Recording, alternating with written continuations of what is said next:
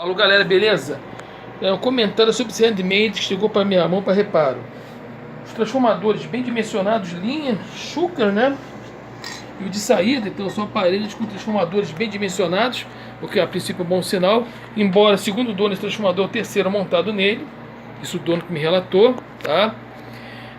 O circuito agora tem esse aspecto estético depois de eu fazer as mudanças necessárias e reorganizar os fios dentro do possível, né? Porque tem fios nesse Swift aqui que, na verdade, é um relé, onde você faz comutação do canal clean para o canal com drive, né? Aqui o volume só no volume mais, clean, então você tem esses relés de comutação.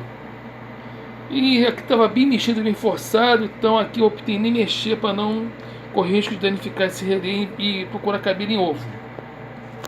Então eu reorganizei a fiação para minimizar ruídos, tá? Esse jack de entrada foi o último problema solucionado, mas quando você desconectava o cabo, o positivo do jack não fazia o aterramento, como é um padrão, né? Então, mesmo com volume no 1, no 2, você tinha a entrada aberta e captava ruído. Então foi desmontar o jack, reapertar para fazer a função de fechamento de sinal e o aparelho funciona sem ruído quando você tira o jack.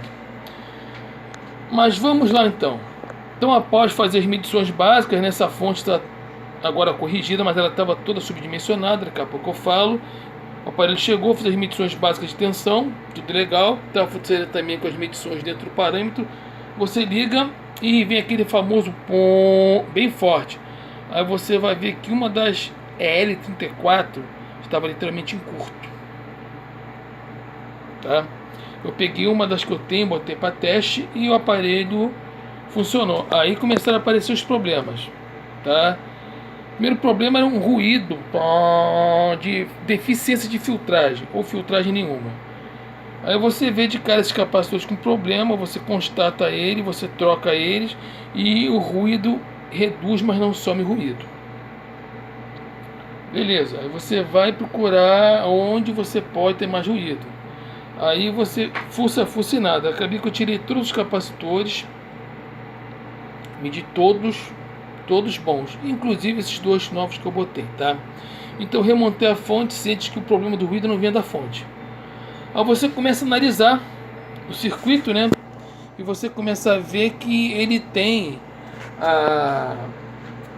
não foi feito o aterramento do center tape dos filamentos, tá? Ou seja, ele trabalha com 6,3 e 0 aqui direto. Ele anulou o center tape, então você passou a ter 6,3 direto. Vai numa L34, na L34 vem uma ponte retificadora que está aqui embaixo e dois diodos de filtragem, dois capacitores de filtragem.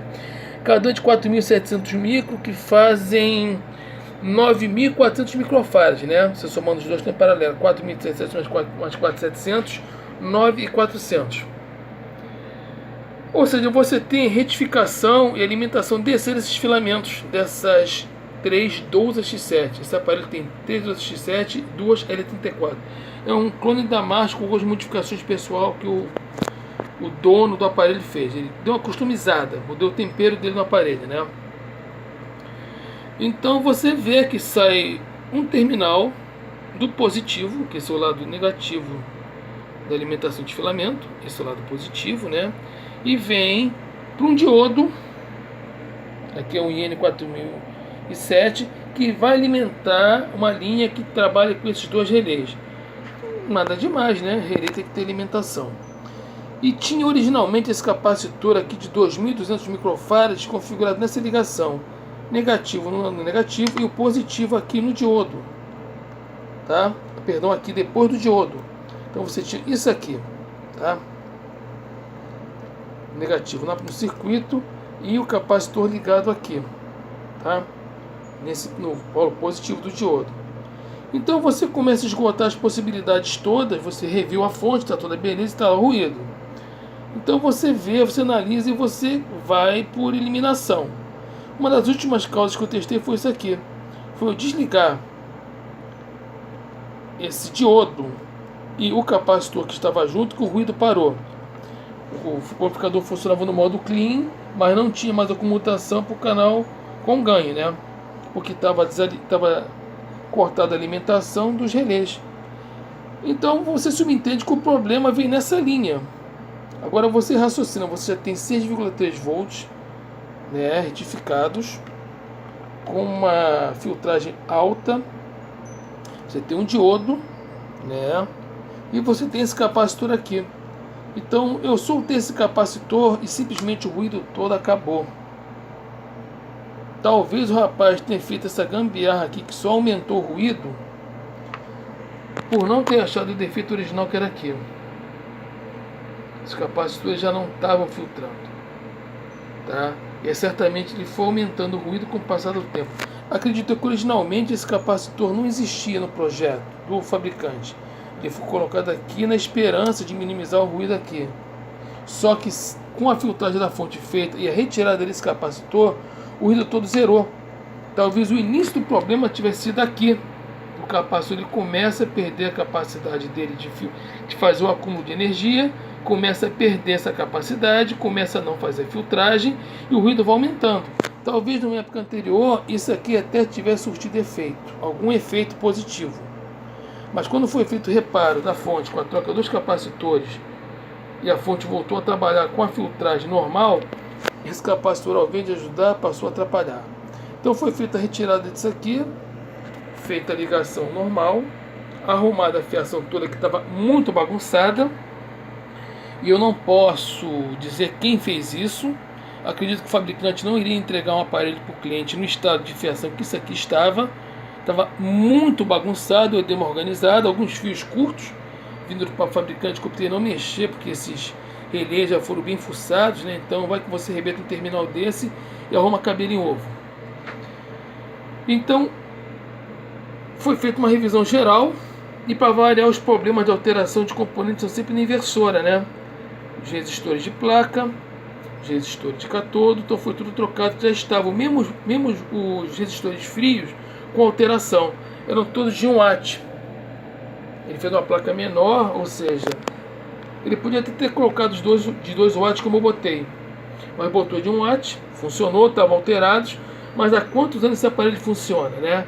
Então, aquela história, chegou a hora de fazer revisão, eu providenciei uma dissipação térmica maior para dar uma sobrevida maior, ainda mais em válvula inversora, né, gente? Isso aqui, quando dá problema, arrasta isso aqui. Voltando para a fonte, esses resistores eram de 1 watt de descarga, eu botei para 2 watts. Isso aqui era um resistor de 15K, que você encontra ele com a dissipação térmica de 3 watts. Mas você não encontra 15K com dissipação térmica de 5 watts. Então eu tive que fazer uma ligação em série de um resistor de 6,8 com de 8,2, que dá os 15K, bonitinho, e fez a função, e acaba que você gerou uma capacidade de dissipação térmica maior, né? Esse era 3,9, era originalmente de 2 watts, eu passei para 5, porque resistor altera o valor, galera. O componente, quando aquece, esses normalmente eles reduzem o valor.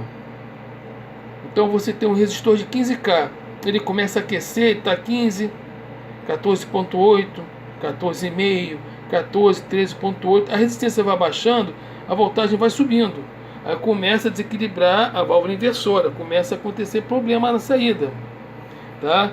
Esse resistor também aqueceu um pouquinho, mas não era nada de normal, mas eu passei para 5 watts.